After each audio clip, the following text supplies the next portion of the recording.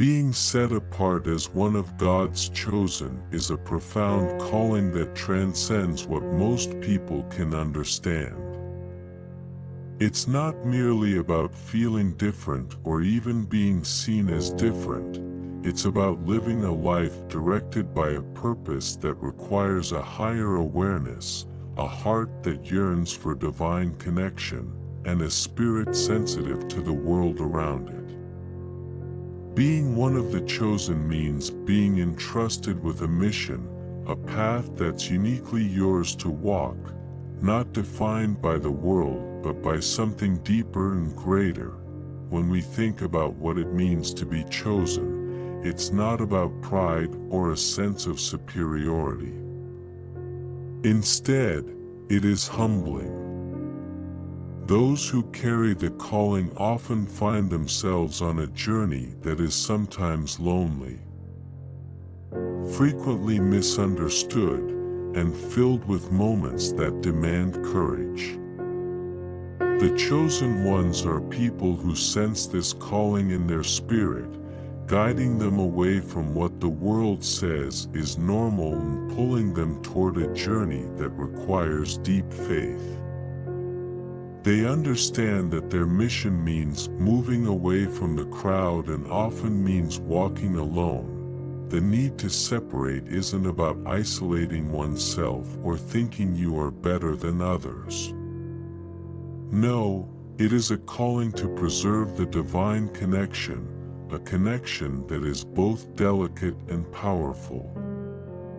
If you are among the chosen, you know that maintaining this connection requires peace, stillness, and solitude.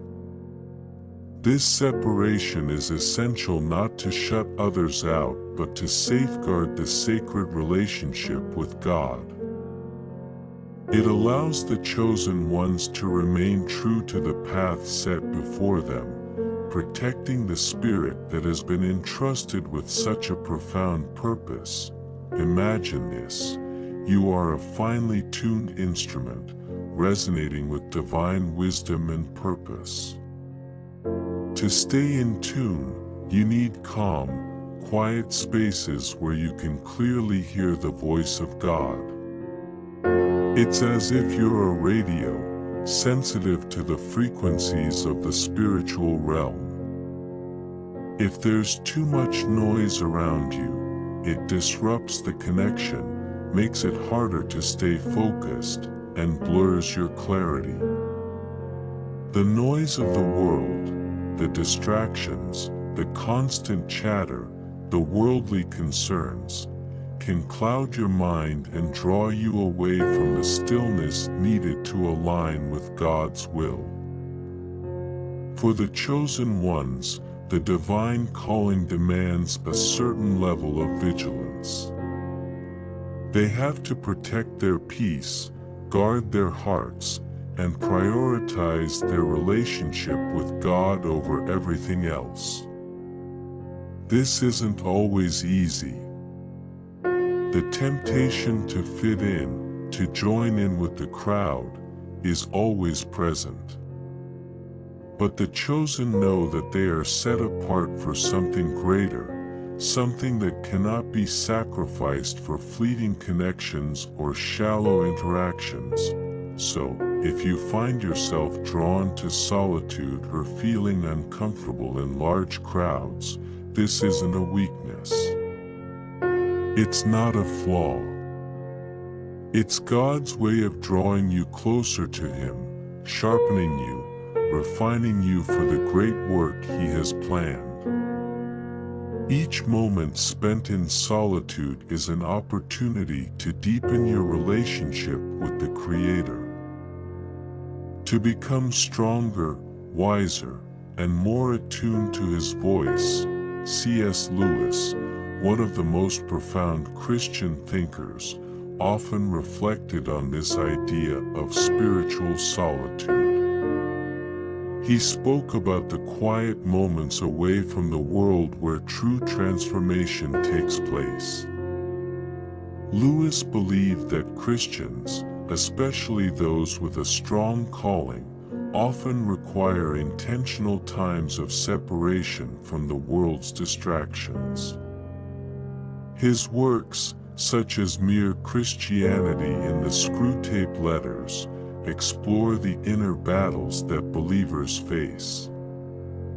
For Lewis, these battles, the quiet struggles of the heart, are where spiritual growth happens, away from the noise and pressures of society. In those quiet moments, the chosen ones learn to recognize God's voice amidst all others. When you're constantly surrounded by people and their opinions, it can be easy to lose focus. You might even start to question the call that God has placed on your heart. But solitude helps to clear the noise, to bring you back to a place of intimacy with God, where you can hear His guidance without interference. For Lewis, the journey of the chosen is one of deep reflection, a path that requires stepping away from the crowd to discover a richer, more intimate relationship with the divine. This calling, this journey, is not new. Throughout history, there have always been chosen ones, people set apart by God for a unique purpose. We hear stories of prophets, leaders, visionaries. People who seem to be carrying a special light within them. Often, they have lives marked by trials, by loneliness, and by a sense of being out of place in the world. They are the ones who, even without trying, radiate an energy that others cannot ignore. They have a depth that others are drawn to yet find intimidating, a light that others admire but may not understand. The presence of a chosen one in a room changes the atmosphere. It's not about charisma or social skills, it's something deeper. When they walk in, you feel it, a shift, a sense that something important is happening. This energy, this presence, isn't about them as individuals, it's about the calling they carry. It's God's anointing on their lives. Something that cannot be hidden, something that speaks louder than words. People are naturally drawn to the chosen ones, often sensing something powerful and profound in their presence. But this attraction can also come with discomfort. People want to be close to the light, but at the same time, it reveals things about themselves they'd rather keep hidden. It's not easy to be around someone whose very presence seems to expose your inner struggles, your insecurities, and your flaws. It's like standing in front of a mirror that shows you not only who you are, but who you could be. This is why the chosen ones often find themselves alone. It's not that they don't want to connect with others. They deeply desire meaningful relationships, friendships that go beyond the surface. But their intensity, their depth, can be overwhelming for people who are used to living in the shallow end. The chosen ones carry a light that not everyone is ready to face. And so, they walk a solitary path, not because they prefer it, but because it's the only way to stay true to the call on their lives. For those who feel this calling, it's important to recognize that your solitude is not a punishment. It's a gift, a time for you to grow, to develop, to prepare.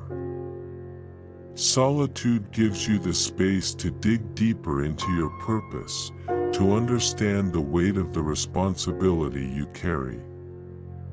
It allows you to strengthen your relationship with God, to learn to trust Him fully, and to rely on Him in ways that you couldn't if you were constantly surrounded by others. Being chosen comes with a unique energy, an awareness, and a depth that not everyone can handle. People may be drawn to you, fascinated by your wisdom and insight. But as they get closer, they realize that being around you means facing parts of themselves they'd rather ignore. This is not something you control, it's simply a reflection of the light within you. This light reveals, it heals, but it can also be uncomfortable for those who aren't ready for it. You might have noticed that people often approach you with their struggles, their fears, their secrets. They feel safe with you, drawn to your ability to listen, to understand, to empathize. This is part of your calling. God has given you a heart that can hold others' pain, a spirit that resonates with compassion. But remember, this gift is also a responsibility. You are a vessel, a channel for God's love, not a sponge meant to absorb the world's burdens. You need to protect your peace, to guard your heart, so that you can continue to pour into others without being emptied yourself. In moments of solitude, you have the opportunity to refill, to recharge. This is where God speaks to you, where He reveals His plans, where He gives you the strength to keep going. Solitude is your sanctuary, a place where you can be vulnerable with God, where you can release the weight you carry, and let His love and strength renew you. Being alone doesn't mean being lonely. The chosen ones learn to find joy in their own company, to embrace the silence as a space for growth. They understand that solitude is a sacred space, one that God uses to mold them, to prepare them, to speak to them in ways that He cannot when they're surrounded by others. This solitude is a training ground, a place where their faith is tested and strengthened, where they learn to rely on God above all else. In these quiet times, they learn to listen to the subtle whispers of the Holy Spirit, guiding them, directing their steps. They learn to trust God's voice, to recognize it amidst all others, to hold on to His promises even when the world around them is chaotic. Solitude teaches them resilience, patience, and unwavering faith. It's in these moments alone with God that the chosen ones are refined, strengthened, and prepared for the mission they've been given. For many, solitude is intimidating. Most people prefer the noise and distractions of everyday life because silence often forces us to confront parts of ourselves we'd rather ignore. But for the chosen ones, solitude is a calling and a gift, a time for revelation, for communion with God, for realignment with His purpose. When you're one of God's chosen, solitude becomes not a void but a space filled with His presence, a place of profound transformation where the soul is refined and the spirit is renewed. In these moments alone, the chosen ones can dig deep into their purpose. They begin to see life's challenges not as setbacks, but as stepping stones towards something greater. They understand that each trial is an opportunity for growth. Each challenge a chance to develop the virtues God wants them to embody: patience, resilience, and unwavering faith. They start to realize that the journey they're on, though often difficult, is preparing them for a divine mission that only they can fulfill. This solitude is not just a pause but an active preparation.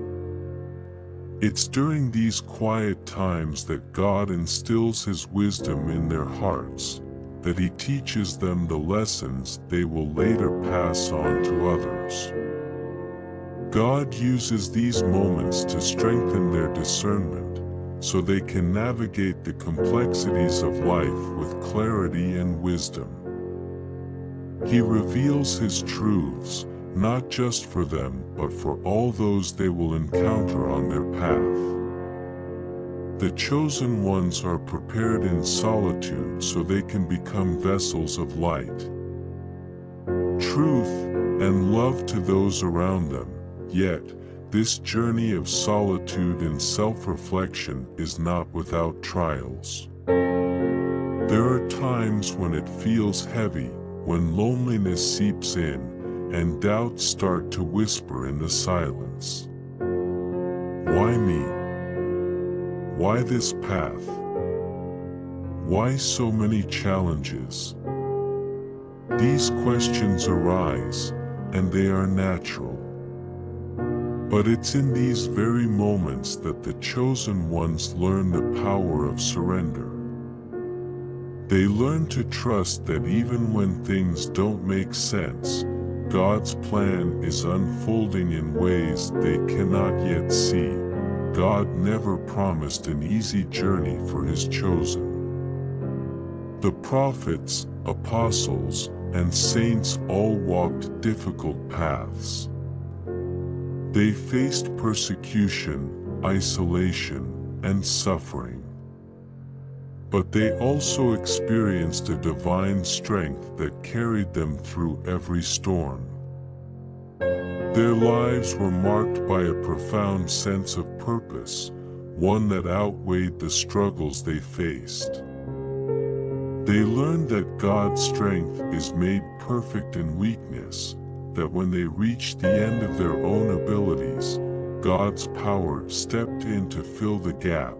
This is the journey of every chosen one, to walk a path that requires total dependence on God, to move forward even when the way is unclear, to trust that He is guiding every step. The chosen ones learn that the moments of struggle are not a sign of God's absence but an invitation to draw closer to Him, to lean on Him even more deeply. It's in these times that they grow the most, that their faith is solidified, that they are shaped into the vessels God needs them to be. You might wonder why this calling requires so much of you. Why the solitude, the separation, the constant trials? It's because God is preparing you for something greater. He is molding you into someone who can stand strong in the face of adversity, someone who can bring hope to the hopeless, light to the darkness, peace to the troubled. To fulfill this role, you need to be refined, to be strengthened, to be filled with His wisdom and love. And this can only happen when you allow yourself to be set apart, when you embrace the path He has chosen for you. Chosen ones often feel a deep sense of responsibility, an awareness that their lives are not just for themselves but for a greater purpose. They understand that their words, actions, and presence have the power to impact others in profound ways. This awareness brings a sense of weight, a burden that can be both beautiful and challenging. It's a reminder that they are here to serve, to love, to guide others toward God's light. But with this calling comes the need to protect their own peace, to ensure that they remain connected to God, so they can continue to pour out His love without becoming drained or overwhelmed. This path of solitude is not just about personal growth, it's about preparation. God is equipping you to be a beacon in a world that desperately needs light. He is giving you the strength to stand firm when others waver, the wisdom to guide those who are lost, the compassion to comfort those who are hurting.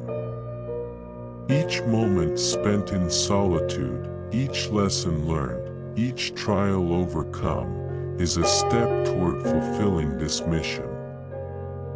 You are being prepared for something extraordinary, something that requires courage, faith, and an unshakable trust in God.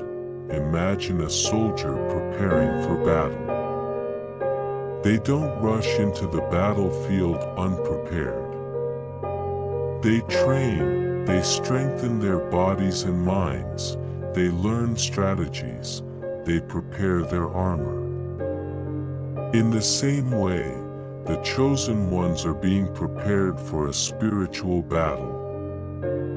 Their time in solitude is their training ground, a time to put on the armor of God, to strengthen their faith, to equip themselves with His wisdom and love.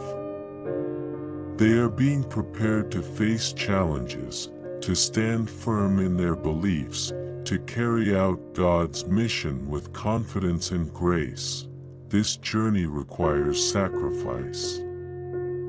The chosen ones often give up the comforts of ordinary life, the ease of blending in, the security of fitting in. They walk a different path, one that is often misunderstood, one that can be lonely. But they know that this sacrifice is worth it. They understand that they are giving up something temporary for something eternal, something that has a lasting impact, something that is part of God's divine plan. They are willing to let go of worldly comforts, to step away from the crowd, to walk the narrow path, because they know that this is where God is leading them. Chosen ones understand that they are part of a greater story, one that began long before they were born and will continue long after they are gone. They are playing a role in God's plan, a plan that is vast, intricate, and filled with purpose. Each step they take, each decision they make, each trial they endure, is part of this story. They are part of a legacy of faith, a lineage of believers who have walked this path before them, who have faced the same struggles, who have carried the same light. This understanding brings both humility and strength.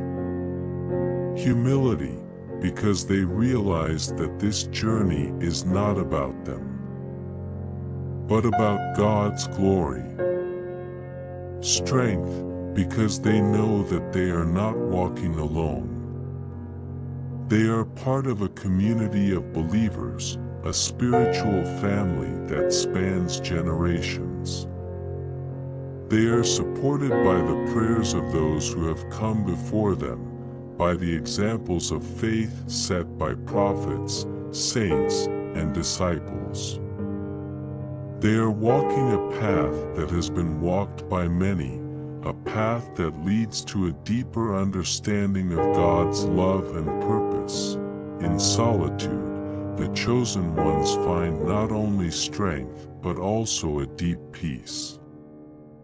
They learn to rest in God's presence, to find joy in the quiet moments, to embrace the stillness as a space of renewal. They discover that peace is not the absence of struggle, but the presence of God. They learn to carry this peace with them, to bring it into every situation, every relationship, every moment. This peace becomes their foundation, their anchor, their source of strength, and as they walk this path, they begin to see the impact of their journey. They notice how their presence brings calm to others, how their words inspire, how their actions reflect God's love. They start to realize that their solitude, their separation, their trials are not just for them but for all those they encounter. They are living examples of faith, hope, and love, a testament to God's grace and power.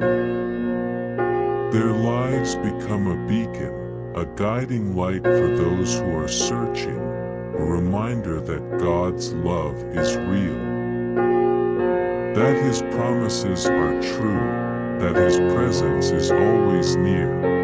To be one of God's chosen is a profound honor and a great responsibility. It is a journey that requires faith, courage, and a willingness to be set apart. But it is also a journey filled with purpose, with love, with a deep connection to the Creator. The chosen ones are called to a life that is both challenging and beautiful, a life that reflects God's light in a world that so desperately needs it. In every moment of solitude, every trial, every victory, they are reminded of the promise that God is with them, guiding them, strengthening them, preparing them for a mission that is uniquely theirs. They know that their lives are part of something greater, something that will have an impact far beyond what they can see. And so, they walk this path with faith, with hope, with a deep sense of purpose, knowing that they are not alone, that they are part of God's divine plan.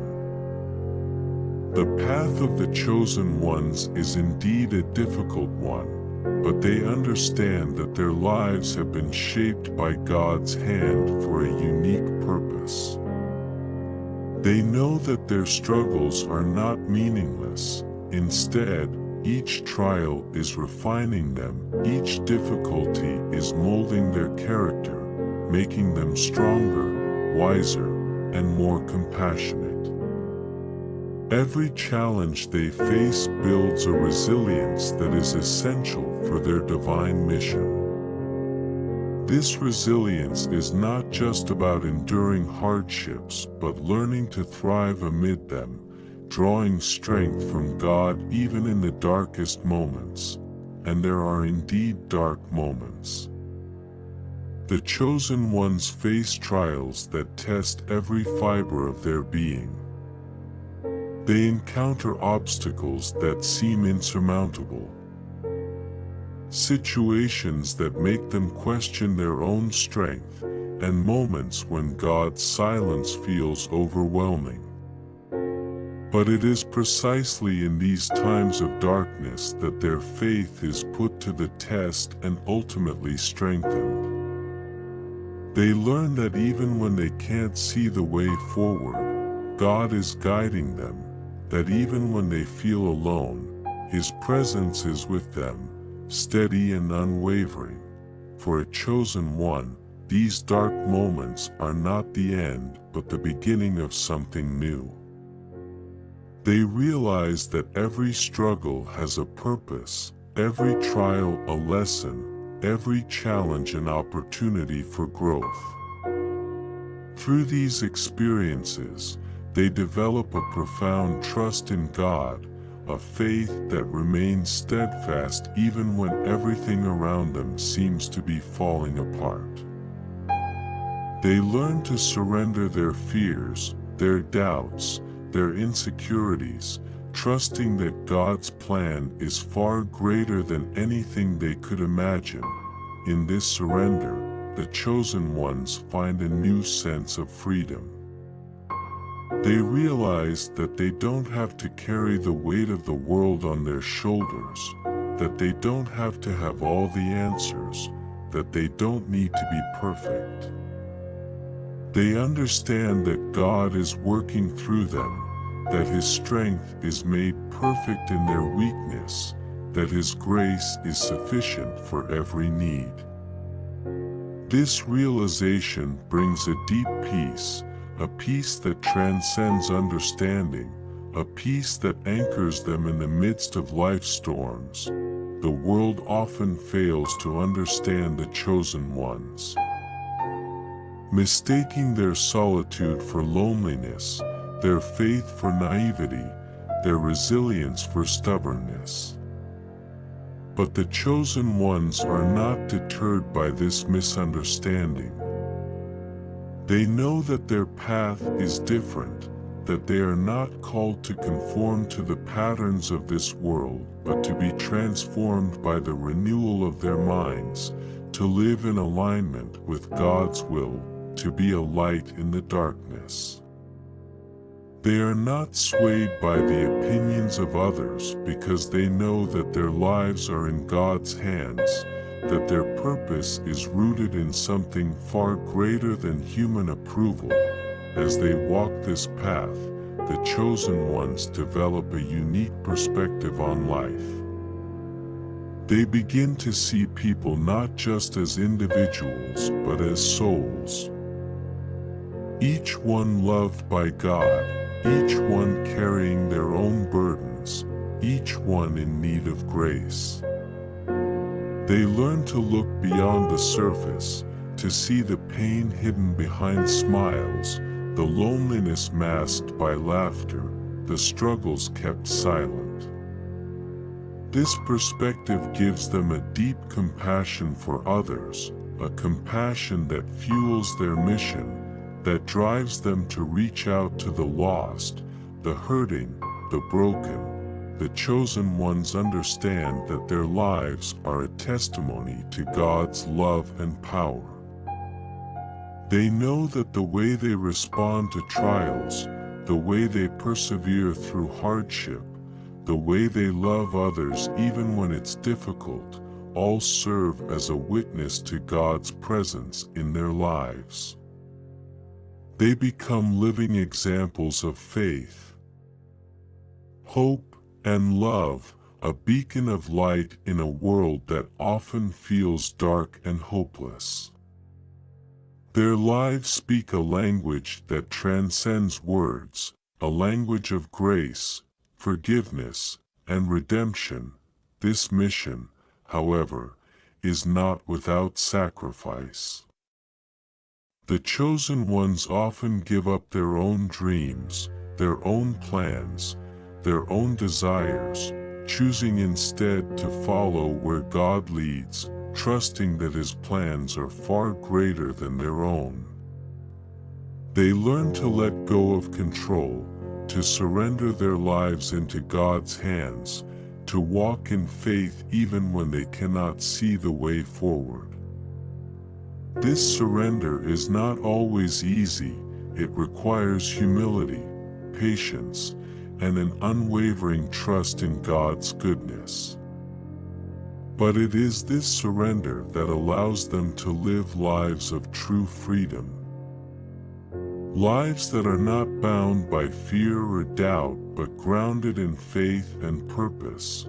The chosen ones know that they are part of something much larger than themselves, a divine plan that spans generations, a story that is being written by God Himself. They understand that their lives are not about accumulating wealth, power, or status, but about fulfilling a purpose that is eternal, a purpose that has the power to change lives, to bring hope, to spread God's love. They know that every act of kindness, every word of encouragement, every prayer lifted on behalf of others, is part of this mission, part of their calling as chosen ones. This calling requires them to be both warriors and servants, both strong and gentle, both wise and humble. They are called to stand firm in their faith, to protect the truth, to fight against the forces of darkness. But they are also called to serve with compassion, to love unconditionally, to offer grace to those who have none to give. This balance between strength and gentleness, between courage and humility, is what sets the chosen ones apart, what enables them to fulfill their mission with integrity and grace. The chosen ones are aware that their journey will not always be understood by those around them. Their faith may be questioned, their motives misunderstood, their actions criticized. But they are not swayed by these external opinions, because they know who they are in God's eyes. They know that they are His beloved children, chosen and set apart for a purpose that goes beyond human comprehension. This identity gives them a confidence that cannot be shaken, a sense of worth that is not dependent on the approval of others, a joy that remains even in the midst of trials. As they continue on this path, the chosen ones begin to see the fruits of their journey. They notice how their presence brings peace to others, how their words inspire hope, how their actions reflect God's love. They start to realize that their lives, though often challenging, are a gift, a blessing, a testament to God's faithfulness. They see how their trials have strengthened them, how their struggles have refined them, how their faith has grown through every challenge. They understand that their journey is not just about them, but about the countless lives they are touching along the way. They also realize that their calling is not about achieving perfection, but about embracing the journey, about walking with God, about growing in love and grace. They know that they will make mistakes, that they will fall short, that they will face moments of doubt and fear. But they also know that God's grace is sufficient, that His love is unwavering, that His presence is always with them. They understand that their journey is a process, a continual journey of growth, a constant movement toward the heart of God. In the end, the chosen ones are not defined by their struggles, their achievements, or even their calling. They are defined by their relationship with God, by their love for Him, by their desire to serve Him with all that they are. They know that their identity is rooted in His love, that their purpose is found in His will, that their journey is guided by His hand. And this is enough for them. They walk this path with joy, with peace, with a deep sense of purpose, knowing that they are exactly where God wants them to be. The chosen ones live their lives as a prayer, a song, a testament to God's love and faithfulness.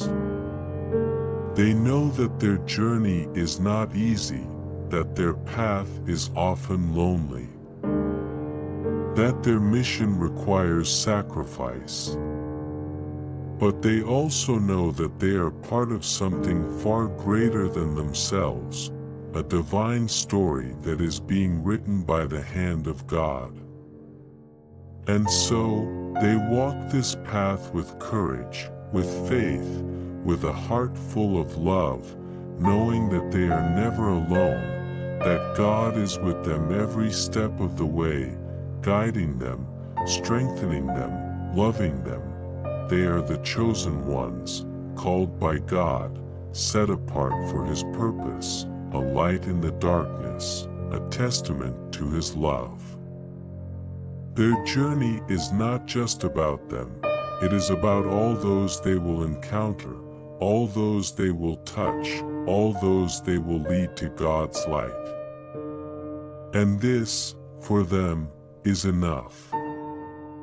This is their purpose, their calling, their destiny. They are the chosen ones, and they are exactly where they are meant to be.